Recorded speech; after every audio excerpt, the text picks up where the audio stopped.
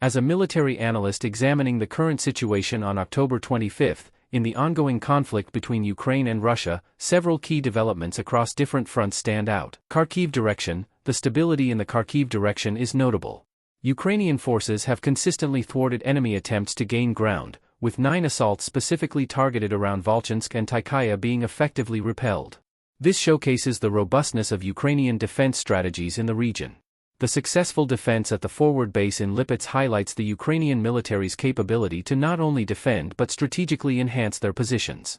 This stable front is crucial for maintaining control in eastern Ukraine and provides a psychological boost to Ukrainian forces by demonstrating their ability to handle concentrated attacks.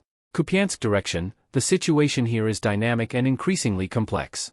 With 9 assaults by Russian forces in critical areas such as Peskino, Kruglyakhovka, and others, there is a clear push by the enemy to establish control over vital crossings like the Oskil River. The focus on Sinkivka and attempts to set up pontoon bridges reveal Russian intentions to create strategic launching points for future operations. This indicates an escalation in efforts to disrupt Ukrainian logistics and force repositioning, pointing to a potential buildup for a larger offensive. The construction of bridges also implies preparations for transporting significant equipment and personnel in anticipation of extended operations. Lyman direction. Despite 12 aggressive attempts by Russian forces to breach defenses in areas like Kharkivka and the Serebryansky forest, Ukrainian troops have maintained their positions. Quick restoration and reinforcement of defense lines have been vital in this effort, reflecting Ukraine's tactical adaptability and resilience. This is essential in preventing Russian forces from creating breakthroughs that could threaten supply lines and territorial integrity. The persistent defense ensures a strategic buffer against more aggressive maneuvers from Russian forces, maintaining the balance of power in the region. Kramatorsk direction. The reduction in attack frequency to 5 attempts signals a possible strategic shift. This decrease could be indicative of Russian forces consolidating their positions and resources, or possibly encountering logistic and personnel challenges. It might also suggest a tactical pause, as they prepare for future offensives. Historically, such pauses have been used to resupply and regroup for more concentrated efforts. Ukrainian forces must remain vigilant, as a sudden increase in activity might be imminent once preparations are complete. Toretsk direction. Despite the challenging conditions, Ukrainian forces have held firm against 6 attacks, particularly around Toretsk and Nelipivka. Recent counteroffensive successes in Nelipivka have not only stabilized the front but also inflicted severe losses on Russian forces, indicating effective use of tactical offensives. Such counteroffensives are critical for disrupting enemy momentum and maintaining a degree of unpredictability in battlefield dynamics. The ability to stabilize this front diminishes potential strategic gains for Russian forces and serves as a morale booster for Ukrainian troops. Syrsky denies Putin's claim of encirclement of Ukrainian forces in Kursk region. Commander-in-Chief of the Ukrainian Armed Forces, Oleksandr Syrsky, has denied Russian President Vladimir Putin's claim that Ukrainian forces have been encircled in the Kursk region. Syrsky labeled the announcement made at the BRICS summit as disinformation that does not represent the true situation. According to Syrsky, Ukrainian forces remain active in the Kursk direction and have been degrading the enemy's combat potential for 3 consecutive months.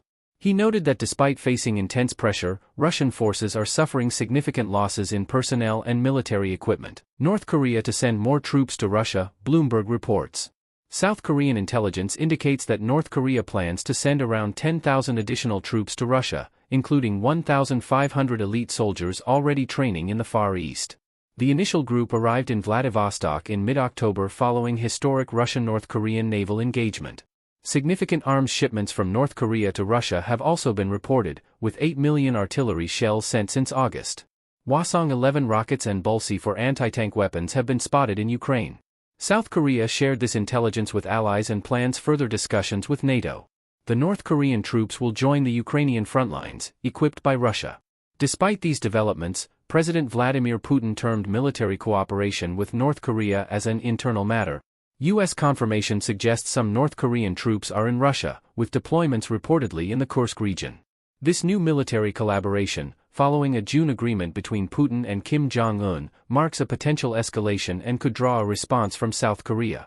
During a rare visit to Pyongyang, Kim Jong-un pledged support for Russia's efforts in Ukraine. Elon Musk has frequently communicated with Russian President Vladimir Putin since late 2022 on topics including geopolitics, business, and personal matters, according to the Wall Street Journal.